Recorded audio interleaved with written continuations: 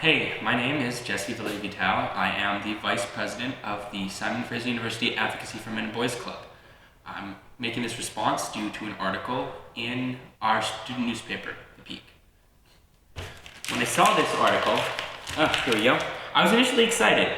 I mean, talking about men's issues at SFU after the whole issue, after everything that went wrong 2 years ago, it's exciting. I figured, it's a bit of a joke, no girls allowed, it's an old stereotype of a boys club. But the tagline that an SFU's men's center needs to be established for the right reason, I kind of agree.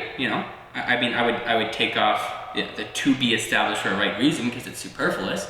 But whatever, I can't get upset. But when I read the article, I realized that it was really less a discussion of men's center and more really an endorsement of the women's center. Now, this being said, I have no problem with the women's center. They do good work for women, and they're open to all genders. Don't have a problem. But saying that they can address all the issues that men have and everything that a men's center would be able to address isn't really true. I mean, think about having a safe space where you can only have men allowed. That's not really something I don't think that the women's center can give us. But if they can give that to women, why shouldn't we be able to request that? One of the criticisms given is that people come up with the idea of a men's center in response to a women's center, saying, if there's a women's center, there should be a men's center. And, this line of argument isn't completely wrong, given that both genders face issues. If we've decided as a culture that we're going to address gender-specific issues, then why aren't we addressing the other half of gender-specific issues? Roughly half, there are more than two genders, but you know what I'm saying. Why not? There's a few reasons kind of given a little bit subtly why there might not be a need for a men's center. I mean, they say here that women are far more likely to experience violence, systemically experience violence and marginalization at a much higher rate. This just isn't true. If you're taking violence as a whole, you're putting in assault, murder, sexual assault, all these different things. Then if you lump them all together, men win out because of murder and assault. I'm not saying that men will be violently victimized in every single way more often than women, because that's not true. I assume there's way less examples of marital rape against men. But if you're just saying violent victimization, men win out. Men die in wars. Men are the victims of homicide at about 90%. Men are overwhelmingly the victims of self-violence and suicide. 80% of suicides are men. And this marginalization thing, well, which women are you talking about? If you're talking about 70-year-old women who grew up in a time when gender roles were very much more enforced, then yeah, sure, they have experienced more marginalization. But in today's society, look at our school. The majority of people here are women, and the millennial generation between 18 to 26, women are out earning their male compatriots. So who's really marginalized here? Maybe it's not so simple as just saying, well, they have it worse in this respect, they're marginalized. It just seems to me like most of the pushback against the men's center is because of fear. They're afraid that the people who are going to be involved in this are misogynists, or that they want this the trolling. They just want to hate women, and that's if that's what you think men's issues amounts to, then your misandry is showing. Get educated. You talk about how the critical masculinity, and these things are good. They expose stuff, but they're through a definite ideological lens. And that's the thing, is that I don't have a problem with people having these lenses, but the Women's Center has an ideological lens that they view issues through. So I don't feel guaranteed that there's going to be an impartial view of masculinity. I mean, we've been embroiled in this idea of the Duluth model and fragile masculinity and toxic masculinity, all these ideas. It seems like guys aren't really going to get a fair rub if they come there. I don't quite know. I don't know that for sure, but I think that's one way that a men's center, even if we're just a small space, could address these things by having either a different or no ideological lens at all. I mean, it's possible.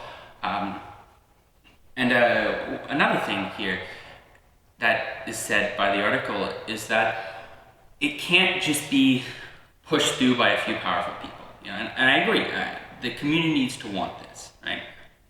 And what I find most frustrating is that I'm a member and leader in that community, and we haven't been spoken to. There's no mention of the fact that we're working towards getting these things to happen and raising awareness.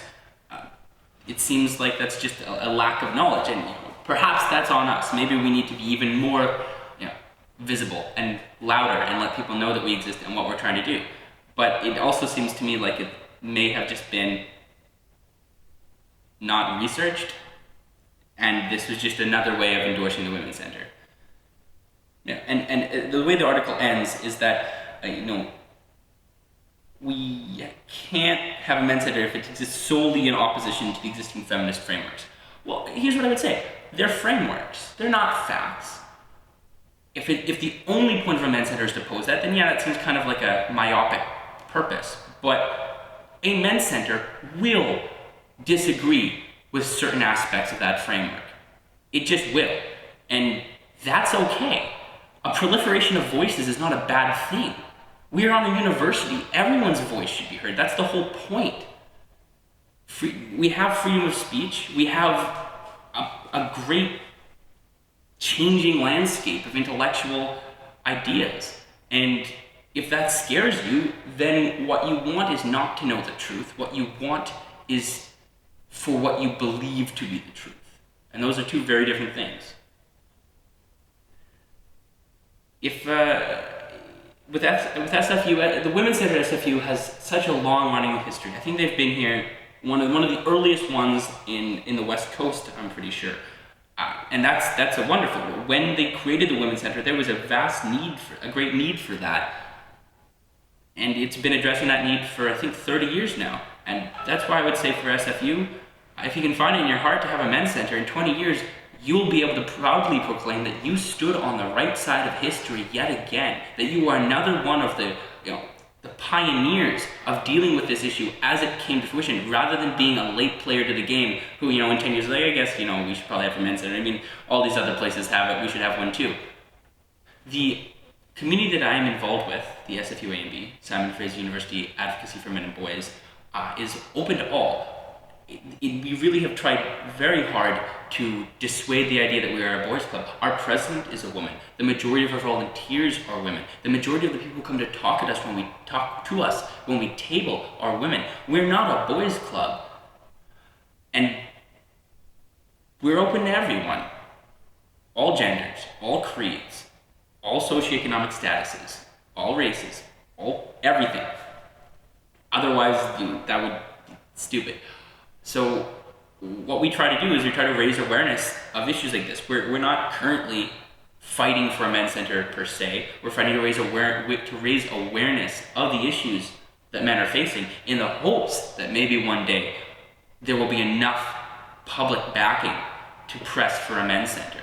With the new student union building, there's certainly space. That's not going to be a problem.